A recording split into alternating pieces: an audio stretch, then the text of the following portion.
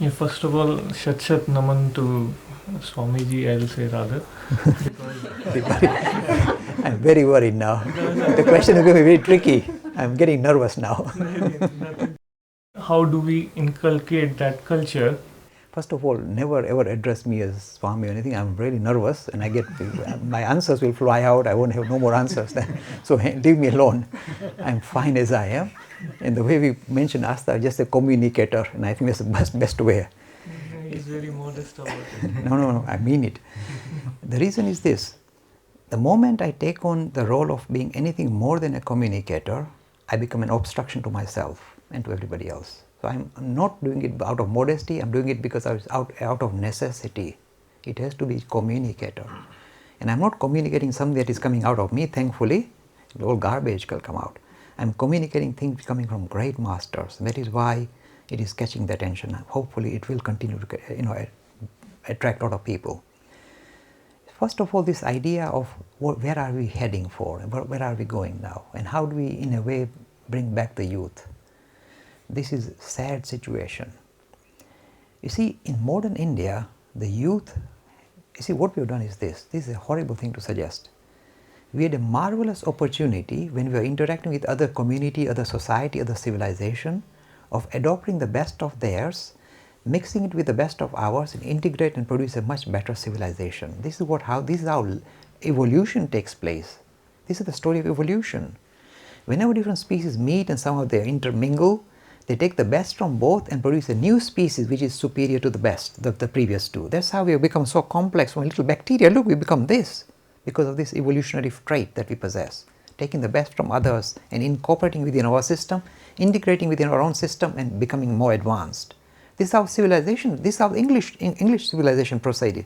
That the Normans and the Romans and the Saxons, the old Vikings, they all came with weirdness, but the best part of these different cultures were adopted by this nation, integrated within the system and produced a very mature civilization. They've done a positive thing. This is what we have to see. Here is modern India. They had the same opportunity. They had the grand stuff from the spiritual background. There is marvelous science-oriented kind of material that was coming from the West. So they could have taken the best of the West, science-oriented ideas of making sense of the world, and the Hindu ideas, incorporate them, integrate them, and produce the best of both. They had the best opportunity of progressing dramatically. And what have we done? Exactly the opposite. You've taken the worst of the West, maintained the worst of the Hindus, combine them and produce a new culture, a very crass, very superficial culture. How does it become superficial? Let me show you.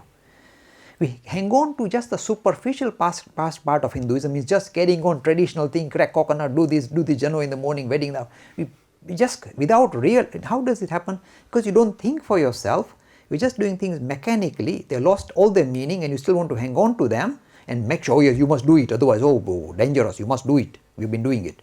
So the worst of the Indian tradition, the worst of the Hindu tradition, we maintain it, we hang on to it with our dear life, and then we take the worst of the West, the crass and the superficial aspect.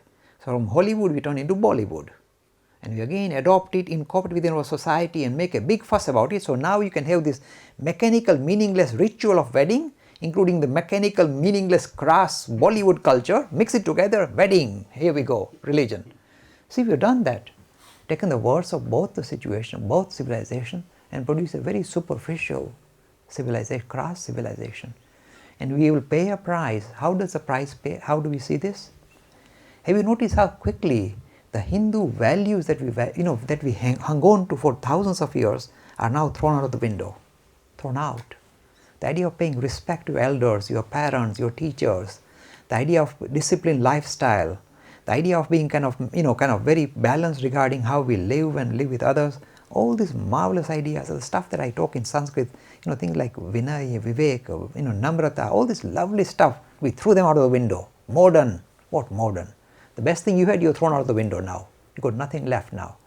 So you've taken the worst of both and produced a very crass, very superficial civilization, and we are paying a price because all these values are thrown out and everybody pays a price now. The society suffers. The individual suffers. Suppose the youngster says, oh, I don't care for my parents, I've grown up, mature, I'm modern, and he lives a very aloof life and throws out his parents, doesn't care for them a jot.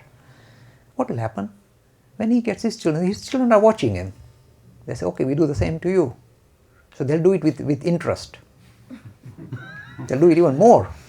So it'll come rolling back and knock them out. So everybody pays a price long term. By throwing out this marvelous stuff, everybody suffers. So even those individuals say, oh, we are okay for the time being.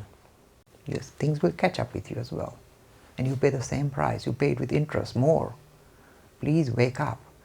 So what we are trying to do, if I can say in a very humble way, is refresh the marvelous material that we have in our own tradition and give it a new home. It needs fresh soil, needs fresh blood. You see, whenever things stagnate, you need to open up the flow. So what we are doing is the Hindu ideas we are trying to implant in the West here. It's fresh soil, fresh blood, fresh thoughts, and hoping that it will catch the attention of the Westerner. Forget the Hindu, the Westerner I'm saying. And this idea will become implanted. The best carriers of this marvelous idea have been presenting this afternoon, this evening. The best soil, the most fertile soil is this soil. I'm very convinced. And it is here these ideas will mature and grow into a major plant which will in a way produce fruits for the whole of the world. We'll export this stuff. Instead of getting mangoes from India, we'll export the fruit of spirituality from this nation back to India. So the resolution, can I use the word, the salvation of the Hindus in India is via the salvation of the West. Unless the West gobbles up these ideas and incorporates within the system, yes, this is good stuff here, then they do say, yes, we knew it's ours. Then they will adopt it. It will come via the West. It's a sad thing to say, but this is how I see the thing unfolding.